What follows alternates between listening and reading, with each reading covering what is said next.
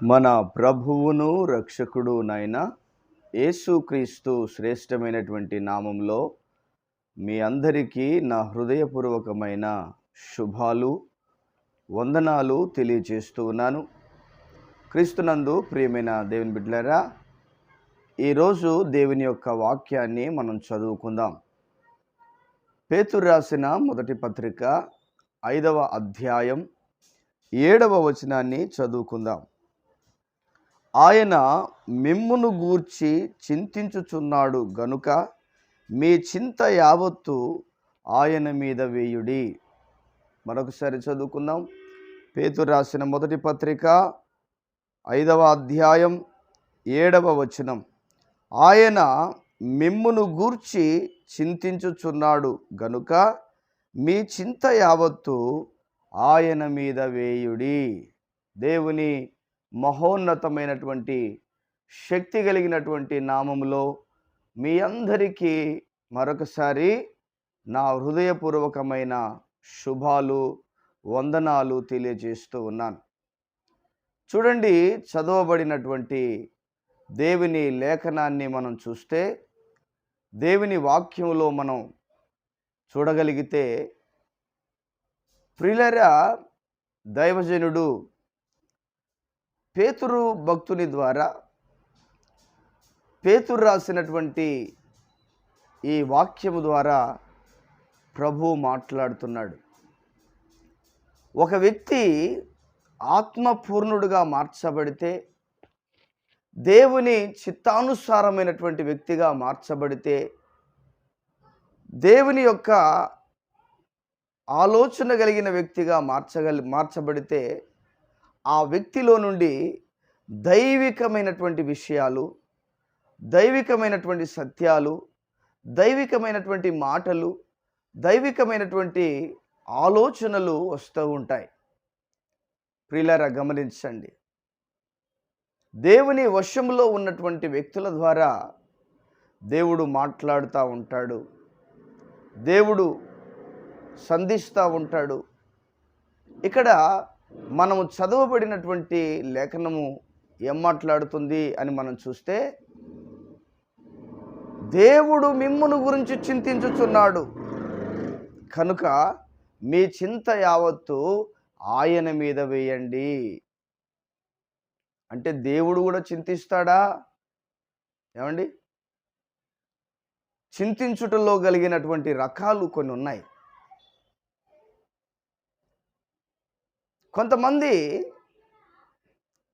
బాధలను బట్టి, శ్రమలను బట్టి, ఇబ్బందులను బట్టి చింతిస్తూ ఉంటారు. మరి కొంతమంది నేను ఇంత చేస్తున్నప్పటికీ కూడా, నేను ఇంత హెల్ప్గా ఉన్నప్పటికీ కూడా ఎందుకు ఈ విధంగా ఉన్నారు అనేటువంటి విషయంలో కొద్దిమంది చింతిస్తూ ఉంటారు. ఇక్కడ దేవుడు ఎందుకు చింతిస్తున్నాడు అనంటే, ఆయన తోడుగా ఉన్నాడు, ఆయన చేయగలిగినవాడు, ఆయన ఆదరించగలిగినవాడు, ఆయన దరిచేర్చగలిగినవాడు, ఆయన సమస్త విషయాల్లో తీర్చగలిగినటువంటి దేవుడుగా ఉన్నాడు. కాబట్టి ఇప్పుడు మనము మన విషయాల గురించి చింతిస్తూ ఉంటే, మన సమస్యల గురించి మనం చింతిస్తూ ఉంటే, ఆయన దేని కొరకు చింతిస్తున్నాడో తెలుసా? చేయగలిగిన వాడిని నేను ఉండగా, ఆదరించగలిగిన వ్యక్తిని నేనుండగా, వీళ్ళకెందుకు ఈ చింత? వీళ్ళెందుకు బాధపడుతున్నారు?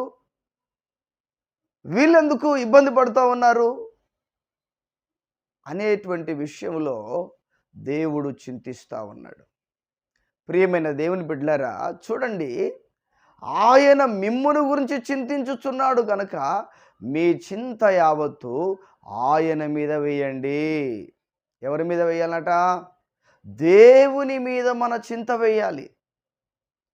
మన భారమును దేవుని మీద వేయాలి.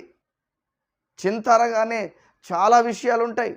ఆర్థిక సమస్యలే కావచ్చు, అప్పుల బాధలే కావచ్చు, కుటుంబ సమస్యలే కావచ్చు, అనారోగ్య సమస్యలే కావచ్చు, ఇలాంటివి చాలా కావచ్చు. ఎందుకో తెలుసా? ఆ చింతను దేవుని మీద వేయాలని దేవుడు ఆలోచన కలిగి ఉన్నాడు. మన చింత వలన మనం కృంగిపోతాం, మనం నలిగిపోతాం, మనం ఇబ్బందులకు గురవుతాం, మనం రోగాల పాలవుతాం.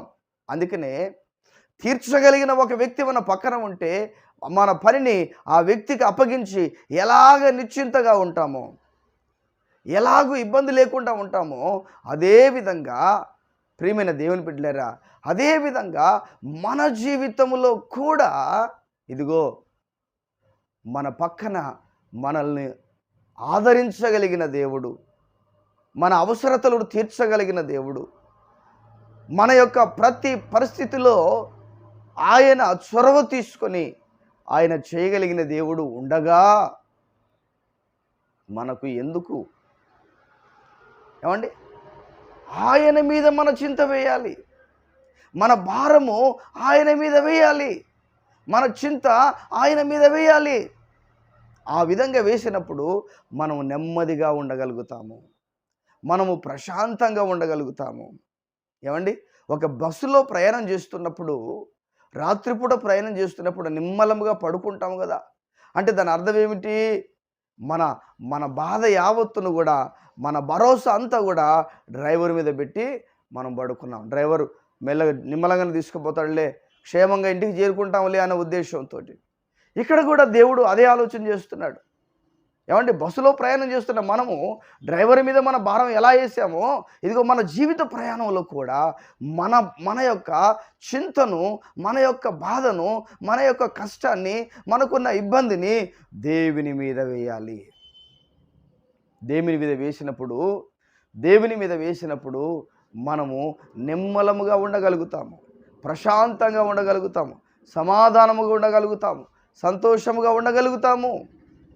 అంతేగాని ప్రియమైన దేవుని బిడ్డలారా, మన చింత మన దగ్గర పెట్టుకొని, మన బాధ మన దగ్గర పెట్టుకొని ఉండటం వలన మనకు ఎలాంటి లాభం లేదు. దాని వలన మనకు కృంగుదల కలుగుతుంది, మనకు ఇబ్బంది కలుగుతుంది, మన జీవితాల్లో ఇబ్బందికరమైన పరిస్థితులు ఎదురవుతాయి.